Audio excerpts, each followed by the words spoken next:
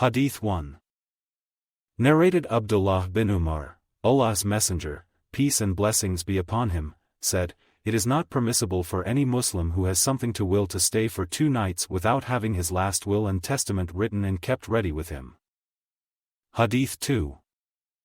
Narrated Amr bin al-Harith, the brother of the wife of Allah's Messenger, peace and blessings be upon him, Juwayriyah bint al-Harith, when Allah's Messenger, peace and blessings be upon him, died, he did not leave any dirham or dinar, that is, money, a slave or a slave woman or anything else except his white mule, his arms and a piece of land which he had given in charity. Hadīth 3. Narrated Talha bin Musarrif, I asked Abdullāh bin Abu Awfa, did the Prophet, peace and blessings be upon him, make a will? He replied, no. I asked him, how is it then that the making of a will has been enjoined on people, or that they are ordered to make a will? He replied, the Prophet, peace and blessings be upon him, bequeathed Allah's book, that is, Quran. Hadīth 4. Narrated Al-Aswad, in the presence of Aisha, some people mentioned that the Prophet, peace and blessings be upon him, had appointed Ali by will as his successor. Aisha said, when did he appoint him by will? Verily, when he died he was resting against my chest, or said, in my lap, and he asked for a wash basin and then collapsed while in that state, and I could not even perceive that he had died, so when did he appoint him by will? Hadīth 5. Narrated Sa'd bin Abu Waqqas, the Prophet, peace and blessings be upon him, came visiting me while I was sick in Makkah, Amir the sub-narrator said, and he disliked to die in the land, whence he had already migrated. He, that is, the Prophet, said, may Allah bestow his mercy on Ibn Afra, Sa'd bin Khawlah. I said, O Allah's Messenger, peace and blessings be upon him. May I will all my property, in charity? He said, no. I said, then may I will half of it? He said, no. I said, 1/3. He said, yes, 1/3, yet even 1/3 is too much. It is better for you to leave your inheritors wealthy than to leave them poor begging others, and whatever you spend for Allah's sake will be considered as a charitable deed, even the handful of food you put in your wife's mouth. Allah may lengthen your age so that some people may benefit by you, and some others be harmed by you. At that time Sa'd had only one daughter. Hadīth 6. Narrated Ibn Abbas, I recommend that people reduce the proportion of what they bequeath by will to the 1/4 of the whole legacy, for Allah's Messenger, peace and blessings be upon him, said, 1/3, yet even 1/3 is too much. Hadīth 7.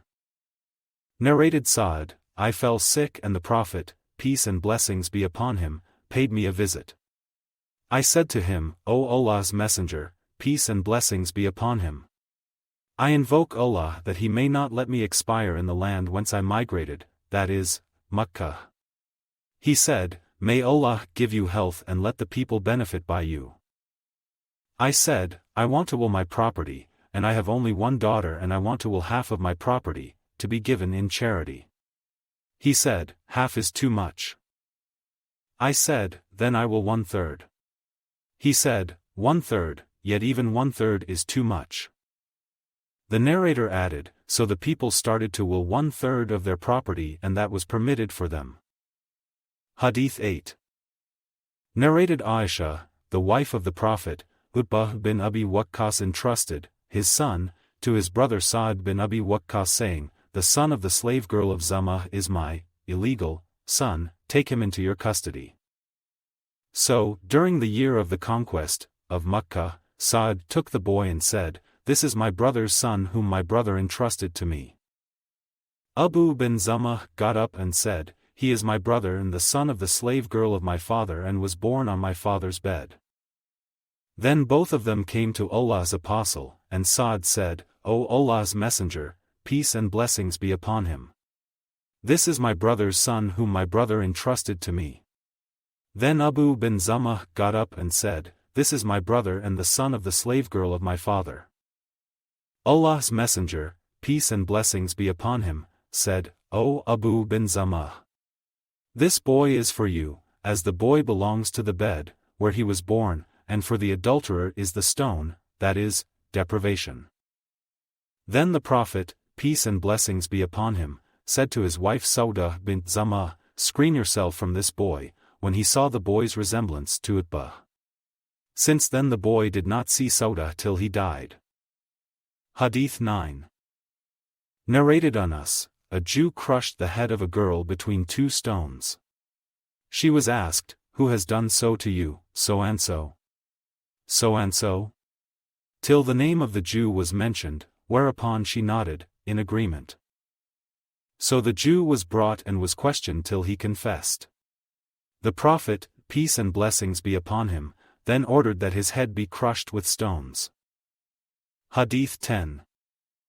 Narrated Ibn Abbas, the custom, in old days, was that the property of the deceased would be inherited by his offspring. As for the parents of the deceased, they would inherit by the will of the deceased.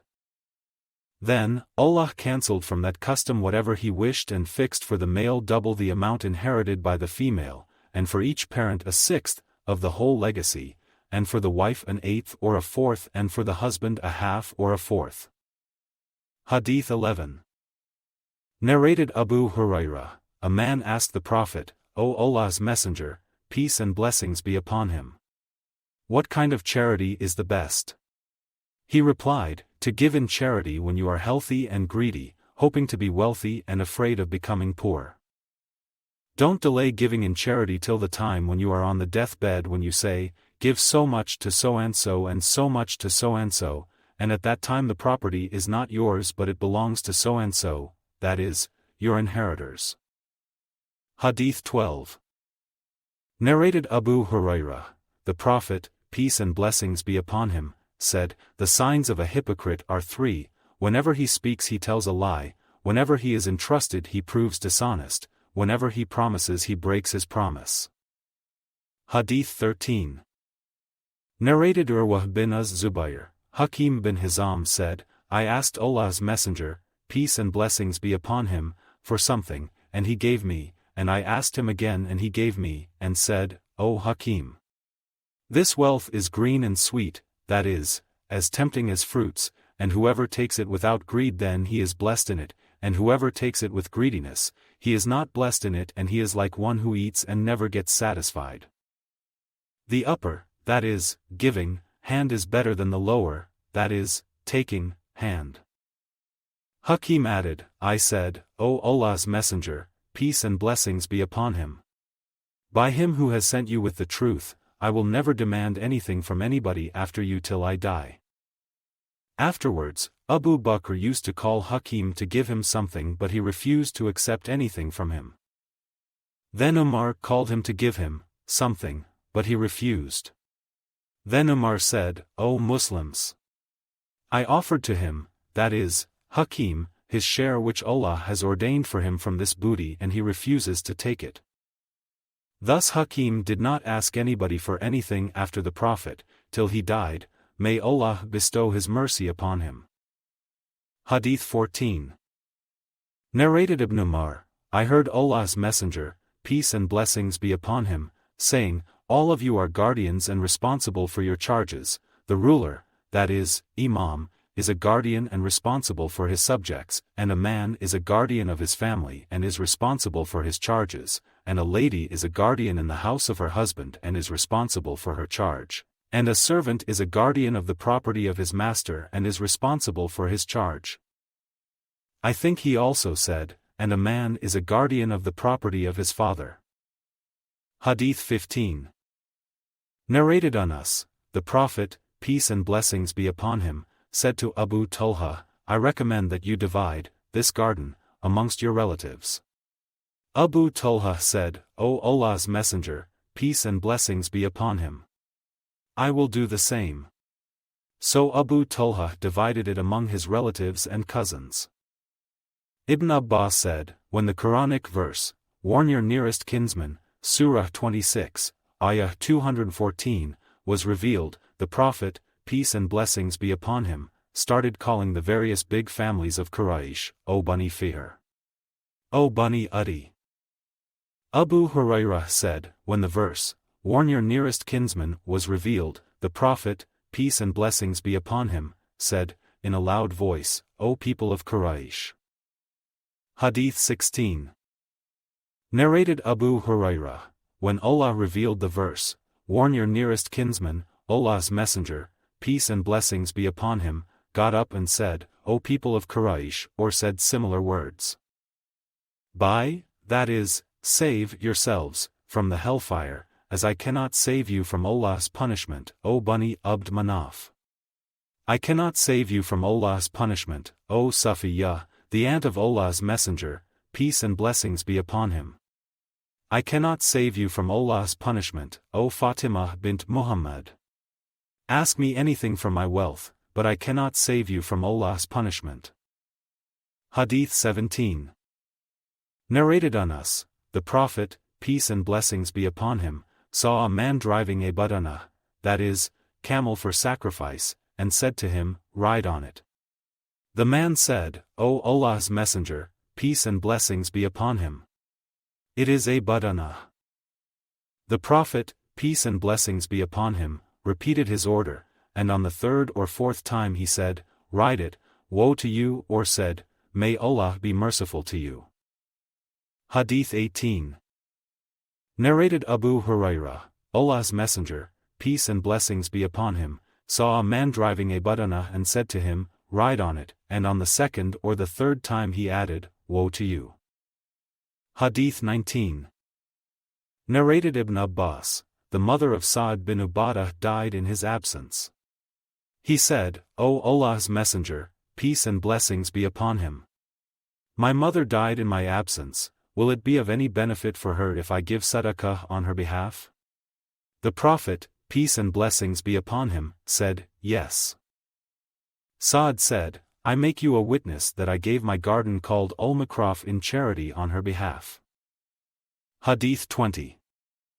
Narrated Ka'b bin Malik, I said, "O Allah's Messenger, peace and blessings be upon him. For the acceptance of my repentance I wish to give all my property in charity for Allah's sake through his apostle." He said, "It is better for you to keep some of the property for yourself." I said, "Then I will keep my share in Khaybar." Hadīth 21. Narrated on us, when the holy verse, "By no means shall you attain al-birr," piety, righteousness, it means here Allah's reward, that is, paradise, unless you spend of that which you love. Surah 3, Ayah 92, was revealed. Abu Talha went to Allah's Messenger, peace and blessings be upon him, and said, "O Allah's Messenger, Allah, the Blessed, the Superior stated in his book, by no means shall you attain birr, unless you spend of that which you love."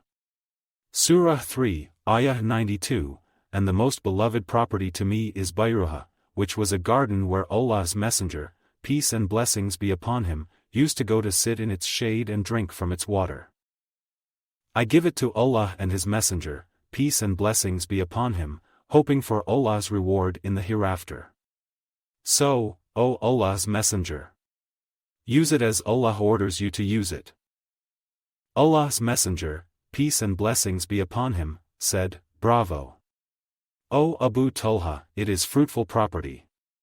We have accepted it from you and now we return it to you. Distribute it amongst your relatives." So, Abu Talha distributed it amongst his relatives, amongst whom were Ubayy and Hassan. When Hassan sold his share of that garden to Muawiyah, he was asked, "How do you sell Abu Talha's Sadaqa?" He replied, "Why should not I sell a sa of date for sa of money?" The garden was situated on the courtyard of the palace of Bani Hudaylah built by Muawiyah. Hadīth 22. Narrated Ibn Abbas, some people claim that the order in the above verse, Surah 4, Ayah 8, is cancelled. By Allah, it is not cancelled, but the people have stopped acting on it. There are two kinds of guardians, who are in charge of the inheritance. One is that who inherits, such a person should give, of what he inherits to the relatives, the orphans, and the needy, etc. The other is that who does not inherit, for example, the guardian of the orphans. Such a person should speak kindly and say, to those who are present at the time of distribution, I cannot give it to you, as the wealth belongs to the orphans. Hadīth 23. Narrated Aisha, a man said to the Prophet, my mother died suddenly, and I think that if she could speak, she would have given in charity. May I give in charity on her behalf? He said, yes. Give in charity on her behalf. Hadīth 24.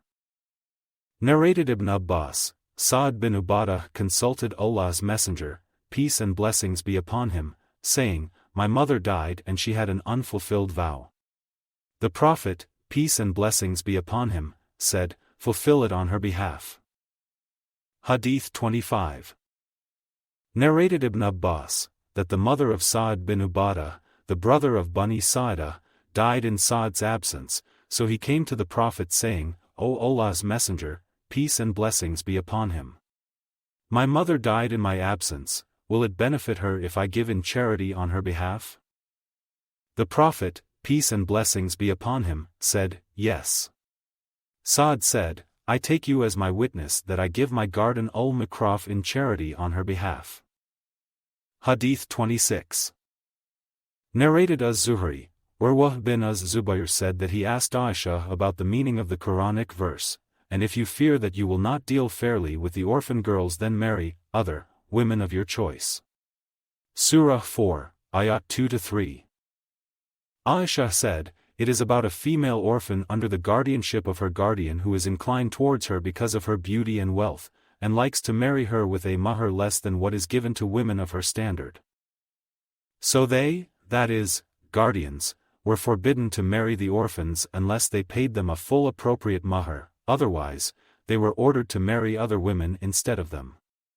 Later on the people asked Allah's Messenger, peace and blessings be upon him, about it. So Allah revealed the following verse, they ask your instruction, O Muhammad. Regarding women. Say, Allah instructs you regarding them. Surah 4, Ayah 127, and in this verse Allah indicated that if the orphan girl was beautiful and wealthy, her guardian would have the desire to marry her without giving her an appropriate mahr equal to what her peers could get, but if she was undesirable for lack of beauty or wealth, then he would not marry her, but seek to marry some other woman instead of her. So, since he did not marry her when he had no inclination towards her, he had not the right to marry her when he had an interest in her, unless he treated her justly by giving her a full mahr and securing all her rights. Hadīth 27. Narrated Ibn Umar, in the lifetime of Allah's Messenger, peace and blessings be upon him, Umar gave in charity some of his property, a garden of date palms called Thumg. Umar said, O Allah's Messenger, peace and blessings be upon him. I have some property which I prize highly and I want to give it in charity. The Prophet said, give it in charity, that is, as an endowment, with its land and trees, on the condition that the land and trees will neither be sold, nor given as a present, nor bequeathed, but the fruits are to be spent in charity. So Umar gave it in charity, and it was for Allah's cause, the emancipation of slaves, for the poor, for guests, for travelers, and for kinsmen. The person acting as its administrator could eat from it reasonably and fairly, and could let a friend of his eat from it, provided he had no intention of becoming wealthy by its means. Hadīth 28. Narrated Aisha, the following verse, if a guardian is well off, let him claim no remuneration, that is, wages, but if he is poor, let him have for himself what is just and reasonable. Surah 4, Ayah 6, was revealed in connection with the guardian of an orphan, and it means that if he is poor he can have for himself, from the orphan's wealth, what is just and reasonable according to the orphan's share of the inheritance. Hadīth 29. Narrated Abu Hurairah, the Prophet, peace and blessings be upon him, said, avoid the 7 great destructive sins. The people inquired, O Allah's Messenger, peace and blessings be upon him. What are they? He said, to join others in worship along with Allah, to practice sorcery, to kill the life which Allah has forbidden except for a just cause, according to Islamic law, to eat up riba, usury, to eat up an orphan's wealth, to give back to the enemy in fleeing from the battlefield at the time of fighting, and to accuse chaste women who never even think of anything touching chastity and are good believers. Hadith 30. Nafi said, Ibn Umar never refused to be appointed as guardian. The most beloved thing to Ibn Sirin concerning an orphan's wealth was that the orphan's advisor and guardians would assemble to decide what is best for him. When Tawus was asked about something concerning an orphan's affairs, he would recite, "And Allah knows him who means mischief from him who means good." Surah 2, Ayah 220. Atta said concerning some orphans, the guardian is to provide for the young and the old orphans according to their needs from their shares. Hadith 31. Narrated on us, when Allah's Messenger, peace and blessings be upon him, came to Medina, he did not have any servant. Abu Talha, Anas's stepfather, took me to Allah's Messenger, peace and blessings be upon him, and said, O Allah's Messenger, peace and blessings be upon him. Anas is a wise boy, so let him serve you. So, I served him at home and on journeys. If I did anything, he never asked me why I did it, and if I refrained from doing anything, he never asked me why I refrained from doing it. Hadith 32. Narrated Anas bin Malik, Abu Talha had the greatest wealth of date palms amongst the Ansar in Medina, and he prized above all his wealth, his garden, Bayruha, which was situated opposite the mosque of the Prophet, peace and blessings be upon him. The Prophet used to enter it and drink from its fresh water. When the following divine verse came, by no means shall you attain piety until you spend of what you love, Surah 3, Ayah 92, Abu Talha got up saying, O Allah's Messenger, peace and blessings be upon him. Allah says, you will not attain piety until you spend of what you love, and I prize above all my wealth, Bayruha, which I want to give in charity for Allah's sake, hoping for its reward from Allah. So you can use it as Allah directs you. On that, the Prophet, peace and blessings be upon him, said, Bravo! It is a profitable, or perishable, property. Ibn Maslamah is not sure as to which word is right, that is, profitable or perishable. I have heard what you have said, and I recommend that you distribute this amongst your relatives. On that, Abu Talha said, O Allah's Messenger, peace and blessings be upon him. I will do, as you have suggested. So, Abu Talha distributed that garden amongst his relatives and cousins. Hadith 33. Narrated Ibn Abbas, a man said to Allah's Messenger, peace and blessings be upon him, my mother died, will it benefit her if I give in charity on her behalf? The Prophet, peace and blessings be upon him, replied in the affirmative.